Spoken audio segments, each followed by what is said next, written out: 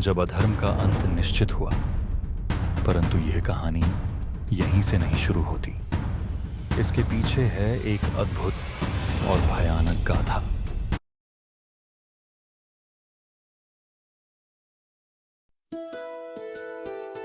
एक घना जंगल जहां 5 नदियां मिलती हैं। चारों ओर धुंध और रहस्यमयी सन्नाटा छाया है। पुराणों में वर्णित है एक अद्भुत कथा, असुर राजा दनु के 2 पुत्रों रंभ और करंभ की।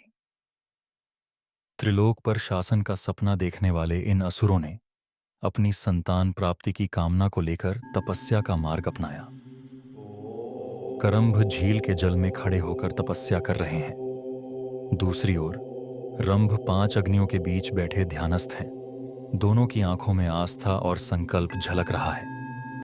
करंभ जल में खड़े होकर और रंभ पंचाग्नि के बीच बैठकर तप कर रहे थे। उनकी तपस्या इतनी शक्तिशाली थी कि त्रिलोक में हलचल मच गई। यह तपस्या देवताओं के राजा इंद्र तक पहुंची। इंद्र ने इसे अपने राज्य के लिए खतरा समझा। इंद्र क्रोध में अपने सिंहासन से उठते हैं। उनकी आंखों में चिंता झलकती है। इंद्र गंभीर स्वर में बोलते हैं, अगर इन असुरों की तपस्या सफल हुई तो त्रिलोक संकट में पड़ जाएगा। मुझे इसे रोकना होगा।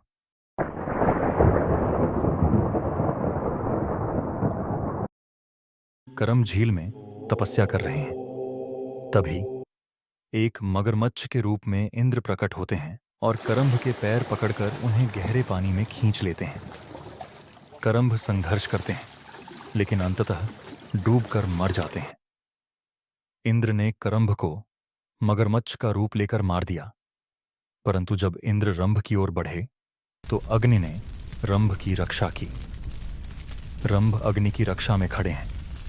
उनकी आंखों में क्रोध और दुहक की झलक है। वह अपने भाई की मृत्यु से विचलित हैं। अपने भाई की मृत्यु से दुखी और क्रोधित रंभ ने अपने प्राण त्यागने का निश्चय किया। उन्होंने अपनी तलवार उठाई और आत्मबलि देने के लिए तैयार हुए। रंभ अपनी तलवार से सिर काटने ही वाले हैं कि अग्निदेव बोलते हैं, रंभ, आत्महत्या सबसे बड़ा पाप है। इसे मत करो। अपनी इच्छाओं को प्रकट करो। मैं तुम्हें वरदान दूंगा। रंभ तलवार नीचे रखते हैं और हाथ जोड़कर अग्नि से वरदान मांगते हैं। हे अग्निदेव, मुझे ऐसा पुत्र चाहिए जो आपसे भी अधिक तेजस्वी हो, त्रिलोक को जीत सके, देव और असुर भी जिसे पराजित न कर सकें। वह वायु के समान शक्तिशाली, धनुर्विद्या में निपुण और अपार सुंदर हो। अग्नि मुस्कुराते हुए आशीर्वाद देते हैं। तथास्तु। तुम्हें यह पुत्र उस स्त्री से प्राप्त होगा जिसे तुम अपनी पत्नी बनाओगे। जंगल से लौटते हुए रंभ एक सुंदर भैंसिनी महिषी को देखते हैं। वह उसकी सुंदरता से मोहित हो जाते हैं और उससे विवाह कर लेते हैं। महिषी गर्भवती हुई, लेकिन उसकी रक्षा के लिए रंभ उसे पाताल ले जाते हैं। पाताल में रंभ और महिषी हैं। अचानक एक और भैंसा महिषी पर मोहित होकर रंभ पर हमला कर देता है। भयंकर युद्ध के बाद रंभ की मृत्यु हो जाती है। क्रोध में रंभ के सैनिक उस भैंसे को मार डालते हैं। महिषी रंभ की चिता में कूदकर प्राण त्याग देती है। उनकी मृत्यु से चिता में एक अद्भुत घटना घटती है। उस अग्नि से महिषासुर का जन्म होता है, एक शक्तिशाली असुर जो त्रिलोक को हिला देगा। आग के बीच से विशालकाय महिषासुर प्रकट होता है। उसकी आंखें लाल और क्रोध से भरी हैं। महिषासुर के साथ ही उस अग्नि से रंभ ने भी नया जन्म लिया। वह रक्तबीज के रूप में प्रकट होता है। रक्तबीज ने महादेव से वरदान मांगा कि उसका रक्त जहां गिरे वहां उनके जैसे अनेकों उत्पन्न हो जाएं। शिव उन्हें आशीर्वाद देते हैं, तथास्तु, तुम्हारा रक्त तुम्हारे लिए अमृता का स्रोत बनेगा। इस प्रकार रंभ और करंभ की तपस्या और बलिदान ने 2 महान असुरों को जन्म दिया, महिषासुर और रक्तबीज। रक्तबीज की शक्ति असीम थी। उसकी उपस्थिति मात्र से धरती कांप उठती। नदियों का जल रक्त में परिवर्तित हो जाता था। देवताओं के मंदिर धूल में मिल जाते थे। स्वर्ग में देवताओं की सभा लगी हुई थी। वे सभी चिंतित और असहाय दिख रहे थे। इंद्र ने गुस्से में अपने सिंहासन के बाजू पर मुट्ठी मारी और कहा, यह असुर हमारा विनाश कर देगा। उसकी हर बूंद हमें और कमजोर बना रही है। देवताओं की चिंता अब भय में बदल चुकी थी। त्रिलोक विनाश की कगार पर था और रक्तबीज एक ऐसा प्रलय बन चुका था जिसे रोक पाना असंभव जान पड़ता था। त्रिलोक में विनाश का तांडव मच चुका था। रक्तबीज ने अपने वरदान को श्राप में बदल दिया। उसकी हर रक्त की बूंद से जन्मे असुर अनगिनत थे, अजेय, असीम और निर्दयी। उसकी उपस्थिति मात्र से जीवन समाप्त हो जाता, खेत राख हो जाते, नदियां सूख जाती और हवा में मृत्यु की गंध फैल जाती। मनुष्य, पशु और प्रकृति सब रक्तबीज के आतंक से कांप उठे। स्वर्ग भी अब सुरक्षित नहीं था। देवताओं की दिव्यता धूमिल होने लगी। इंद्र गुस्से में उठ खड़ा हुआ, अपने वज्र को जमीन पर पटकते हुए चिल्लाया, हम शक्तिशाली हैं, लेकिन रक्तबीज हमें भी पराजित कर रहा है। हर प्रहार उसे और मजबूत बना रहा है। यह युद्ध असंभव लगता है। वरुण ने अपने त्रिशूल को कसकर पकड़ा। उसका स्वर भय से भरा हुआ था। यदि यह असुर नहीं रुका तो त्रिलोक नष्ट हो जाएगा। देवताओं का भय उनकी शक्तियों पर प्रश्न चिन्ह बन गया। रक्तबीज के आतंक ने ब्रह्मांड को विनाश की ओर धकेल दिया, लेकिन इस प्रलय का अंत कैसे होगा यह कोई नहीं जानता था। त्रिलोक की रक्षा के लिए देवताओं ने अपने अस्त्र शस्त्र, अपनी शक्तियां, सब कुछ झोंक दिया, परंतु रक्तबीज के विनाशकारी वरदान ने उन्हें निराशा में धकेल दिया। जब आसमान पर अंधकार छाने लगा तो देवताओं ने एक ही आशा देखी, देवी दुर्गा। ब्रह्मा ने अपना हाथ उठाया। उनका स्वर गंभीर और आदेशात्मक था। सभी देवता ध्यान केंद्रित करो। केवल शक्ति की देवी दुर्गा ही इस विनाश का अंत कर सकती हैं।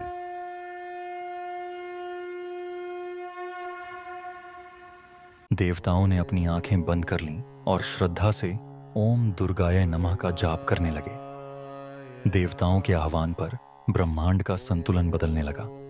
दिशाएं चमक उठीं, धरती कांपने लगी और आकाश में एक दिव्य प्रकाश प्रकट हुआ।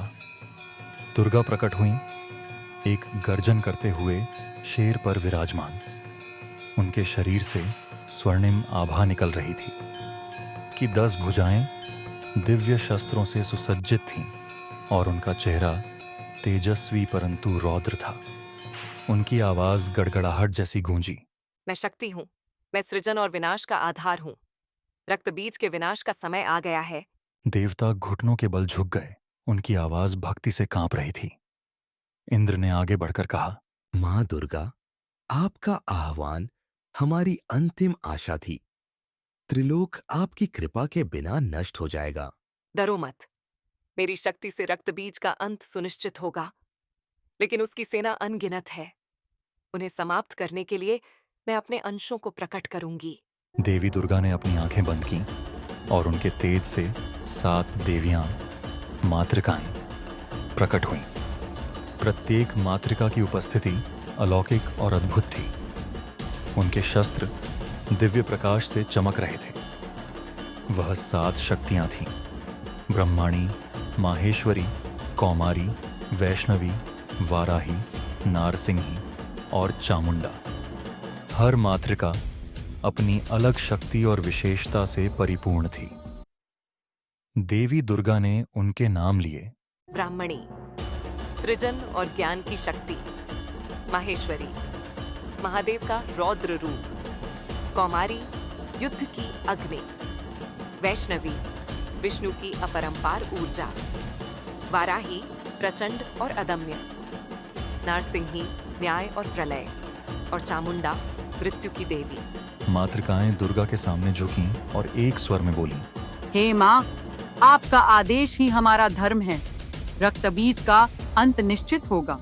देवी दुर्गा और उनकी शक्तियों ने पृथ्वी, स्वर्ग और पाताल को एक नई उम्मीद दी।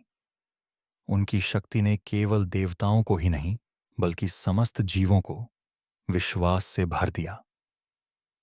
माँ दुर्गा मातृकाओं का नेतृत्व करते हुए युद्ध भूमि की ओर बढ़ती हैं। उनका सिंह जोरदार गर्जना करता है और आकाश में गड़गड़ाहट के साथ बिजली चमकती है। देवता उनका नाम नए उत्साह के साथ जपते हैं और उनकी आवाज ब्रह्मांड में गूंज उठती है। युद्ध का आरंभ हो चुका था। यह केवल शक्ति और विनाश की टक्कर नहीं थी, बल्कि धर्म और अधर्म के बीच अंतिम संघर्ष था। भूमि निरंतर बदल रही थी। ऊपर चमकते हुए बादल, नीचे धधकती हुई लावा की नदियां और उनके बीच फैला हुआ एक विशाल पथरीला युद्ध क्षेत्र। रक्तिम आकाश मंडरा रहा था, जो एक अशुभ आभा फैला रहा था। त्रिलोक की सीमा पर, जहां स्वर्ग, पृथ्वी, पाताल मिलते हैं, महायुद्ध का मैदान तैयार हुआ। यह कोई साधारण युद्ध नहीं था। यह धर्म और अधर्म का टकराव था। रक्तबीज अपने वरदान से अजेय अपनी असुर सेना के साथ प्रकट हुआ। देवी दुर्गा और उनकी मातृकाएं युद्ध के लिए तैयार थीं। युद्ध भूमि के केंद्र में रक्तबीज का विशाल स्वरूप खड़ा था। उसकी रक्तलाल कवच चमक रही थी और उसके चेहरे पर एक भयावह मुस्कान फैल गई। उसके पीछे असंख्य असुर एक साथ गर्जना कर रहे थे। रक्तबीज अपनी गूंजती हुई आवाज में कहता है, देवी दुर्गा, तुम्हारा साहस सराहनीय है, परंतु मेरी शक्ति के सामने तुम सब तिनके की भांति बिखर जाओगी। मेरे रक्त की हर बूंद से एक नया रक्तबीज जन्म लेगा। तुम्हारी हार निश्चित है। माँ दुर्गा अपने सिंह पर बैठी हैं। उनकी 10 भुजाओं में दिव्य शस्त्र सुशोभित हैं। उनके पीछे 7 मातृकाएं, प्रत्येक अपनी अद्वितीय शक्ति से प्रदीप्त युद्ध रचना में खड़ी हैं। माँ दुर्गा शांत परंतु आदेशात्मक स्वर में कहती हैं, रक्तबीज, तेरा अहंकार तेरे अंत का कारण बनेगा। यह युद्ध तुम्हारी विनाशक शक्ति और हमारी सृजनात्मक ऊर्जा का है। मातृकाएं, आगे बढ़ो। माँ ब्राह्मणी स्वर्णिम वस्त्रों में अपनी करुणा और शक्ति से युक्त थीं। उन्होंने अपना कमंडल उठाया और उसमें से दिव्य ऊर्जा की धारा छोड़ी, जिसने असुर सेना को चीर कर रख दिया। उन्होंने कहा, मैं सृष्टि का आधार हूँ। मेरी ऊर्जा तुम्हारे अस्तित्व को मिटा देगी। उन्होंने स्वर्णिम प्रकाश का तूफान छोड़ा, जो दर्जनों असुरों को समाप्त कर देता है। परंतु रक्तबीज पर हमला होते ही उसका रक्त बहा और हर बूंद से नया रक्तबीज उत्पन्न हो गया। मां माहेश्वरी चंद्रमा का तिलक और त्रिशूल पकड़े हुए शिव की ऊर्जा से जलती हुई आगे बढ़ी। उन्होंने कहा, मैं संहार का स्वरूप हूँ। हर प्रहार से तुम्हारी सेना को राख कर दूंगी। उन्होंने अपना त्रिशूल फेंका, जो अनेक शस्त्रों में बदल गया और असुर सेना को समाप्त कर दिया। परंतु रक्तबीज का खून फिर से उसकी सेना बढ़ा देता है। रक्तबीज पागलपन भरी हंसी के साथ उत्पन्न होते हैं। वह कहता है, देवियों, मेरे रक्त की हर बूंद मुझे और शक्तिशाली बनाती है। क्या यही तुम्हारी शक्ति है? माँ कौमारी लाल कवच और भाले से सुसज्जित जोर से दहाड़ी। उन्होंने कहा, युद्ध मेरी आत्मा है, तुम मुझसे बच नहीं सकते। उन्होंने एक विशाल अग्नि तूफान बुलाया, जिसने रक्तबीज के क्लोनों को घेर लिया।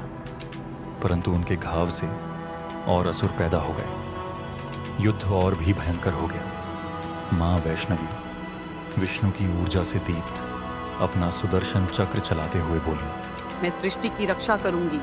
तुम्हारा अंत निकट है। सुदर्शन चक्र असुरों की पंक्तियों को चीरता है, परंतु रक्तबीज का खून और भी अधिक क्लोनों को जन्म देता है। माँ वाराही वराह की तरह शक्तिशाली अपनी विशाल शक्ति से असुरों को पछाड़ते हुए कहती हैं, तुम्हारा अभिमान मेरी शक्ति के सामने टिक नहीं पाएगा। उन्होंने कई क्लोनों को कुचल दिया, परंतु रक्त की हर बूंद से और असुर पैदा हो गए। मां नारसिंही अर्धशेर अर्धमानव आकाश को कंपाते हुए गर्जना करती हैं। उन्होंने कहा, मैं न्याय का प्रतीक हूँ। अधर्म का अंत निश्चित है। उनकी गर्जना ने असुरों को विचलित कर दिया और वे अपने पंजों से उन्हें चीरती रहीं। लेकिन रक्त से और अधिक रक्तबीज उत्पन्न हो गए। मां चामुंडा दुबली परंतु भयानक अपने खोपड़ी के शीर्ष वाले दंड को पकड़ते हुए आगे बढ़ीं। उनकी काली आभा युद्ध भूमि में सिहरन पैदा कर देती है। उन्होंने कहा, मैं विनाश की अंतिम सीमा हूँ, मुझसे बचने का प्रयास भी व्यर्थ है। उन्होंने असुरों की जीवन ऊर्जा को सोख लिया, परंतु वह भी रक्त बीजों की बढ़ती संख्या को रोकने में असमर्थ रहती हैं। युद्ध भूमि एक दुःस्वप्न बन गई। रक्त बीज के क्लोन हर ओर हंसते हुए फैल गए। स्वर्ग से देवता भयभीत होकर देख रहे थे। इंद्र ने ब्रह्मा से कहा, महाराज, ये असुर तो अनंत है, कोई उपाय नहीं बचा। देवियों ने अपनी पूरी शक्ति झोंक दी, परंतु रक्त बीज का आतंक बढ़ता ही गया। उसकी हंसी त्रिलोक में गूंज उठी। माँ दुर्गा शांत लेकिन दृढ़ स्वर में कहती हैं, यह युद्ध अभी समाप्त नहीं हुआ। इस विनाश का समाधान निकलेगा। मातृकाएं, एकजुट रहो। समय आ गया है कि मैं अंतिम शक्ति को पुकारूं। युद्ध भूमि अब पूरी तरह से अराजकता में घिर चुकी थी। असंख्य रक्त बीज टिड्डियों की तरह चारों ओर फैल गए थे और उनकी हंसी हवा में गूंज रही थी। देवियां, जो अपने साहस और शक्ति के लिए जानी जाती थीं, अब थकान और चुनौती से जूझ रही थीं, और स्वर्ग से देवता निराश होकर यह दृश्य देख रहे थे। त्रिलोक में अंधकार गहराने लगा। रक्त बीज का आतंक अजेय प्रतीत हो रहा था। मातृकाओं की अथक शक्ति भी असफल होने लगी। तभी देवी दुर्गा ने अपनी अंतिम और सबसे भयावह शक्ति का आह्वान करने का निश्चय किया। यह शक्ति थी महाकाली। मां दुर्गा युद्ध भूमि के केंद्र में खड़ी थी। उनका चेहरा, जो दिव्य प्रकाश से दमक रहा था, अब अटल क्रोध में बदल चुका था। उनका सिंह भयानक गर्जन था, जिसकी आवाज से धरती हिलने लगी। मां दुर्गा गड़गड़ाहट भरी आवाज में कहती हैं, रक्तबीज, तेरा अंत अब निश्चित है। मैंने सृजन और रक्षा की शक्ति से तुम्हें रोका, पर अब विनाश का स्वरूप तुम्हारे सामने प्रकट होगा। देवी दुर्गा ने अपने भीतर की असीम शक्ति को केंद्रित किया। युद्ध भूमि जोर से कांपने लगी।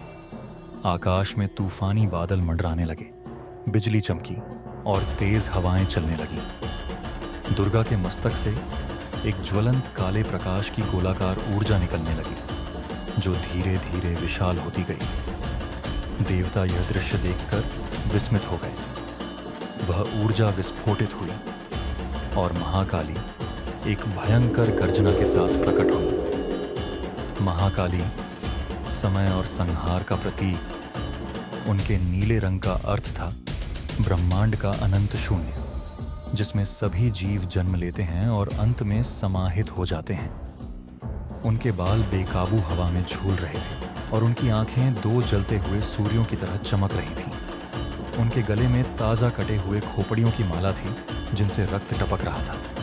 उनकी जिह्वा गहरी लाल और बाहर निकली हुई विनाश की भूख के साथ हिल रही थी। काली की प्रत्येक भुजा में एक शस्त्र था, रक्त से सना एक खड्ग, ऊर्जा से चमकता एक त्रिशूल और एक खोपड़ी मंडित दंड।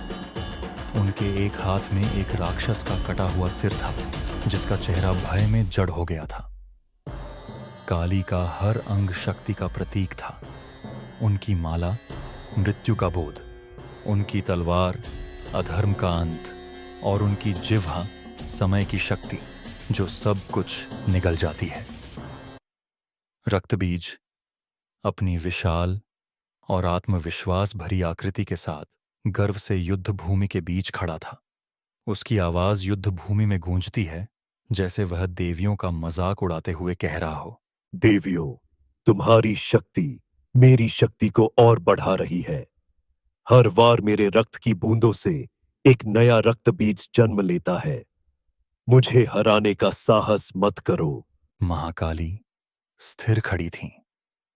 उनका भयानक और डरावना रूप जलती हुई क्षितिज के खिलाफ छाया जैसा लग रहा था। उनकी चमकती हुई लाल आंखें धुएं को चीरते हुए देख रही थीं और उनकी भूखी जिह्वा हिल रही थी। उनकी उपस्थिति ने युद्ध भूमि को चुप करा दिया। महाकाली ने रक्तबीज के शब्दों को अनसुना कर दिया। उनकी आंखों में विनाश का संकल्प था। यह युद्ध अब केवल शक्ति का नहीं, अधर्म के अंत का था। काली ने अपना प्रहार शुरू किया। उनके कदम जमीन पर पड़ते ही झटके पैदा हुए, जिससे रक्तबीज के क्लोन चारों ओर बिखर गए। उनके क्रोध से पृथ्वी फटने लगी। जब रक्तबीज ने उनकी तीव्र दृष्टि से नजरें मिलाईं, तो उसका आत्मविश्वास डगमगाने लगा। वह घबराकर हकलाते हुए कहता है, ये कौन है? यह शक्ति तो साक्षात प्रलय है।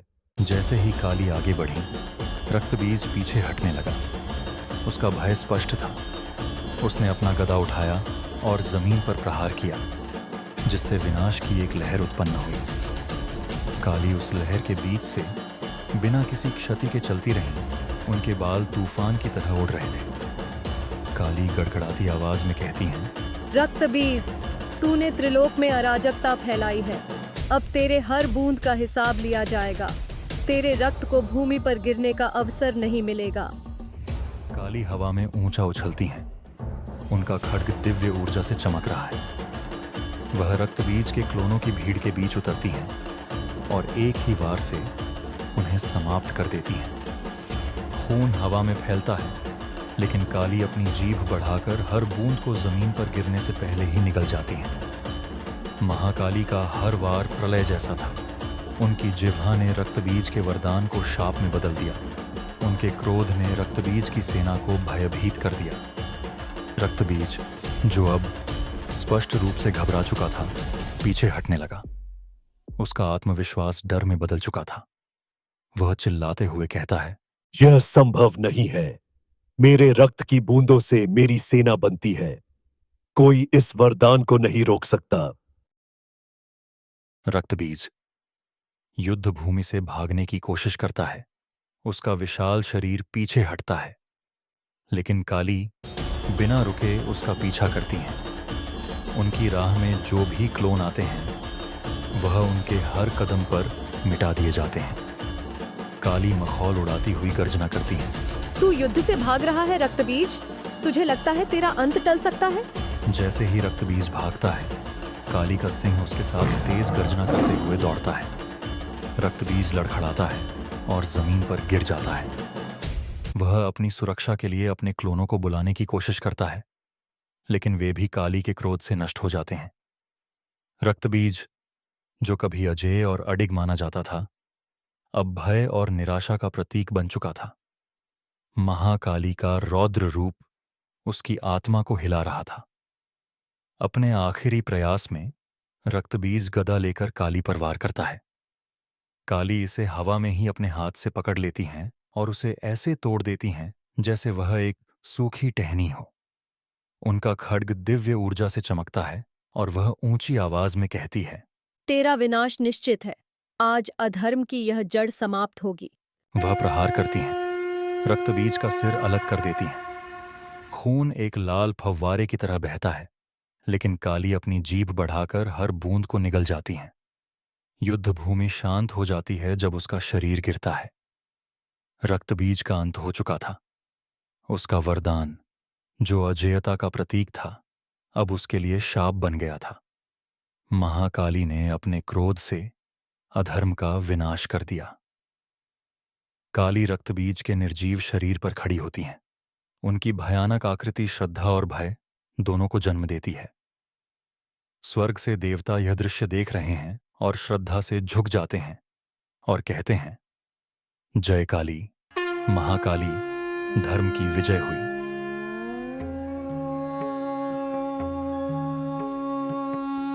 युद्ध भूमि अब वीरान और झुलसी हुई है।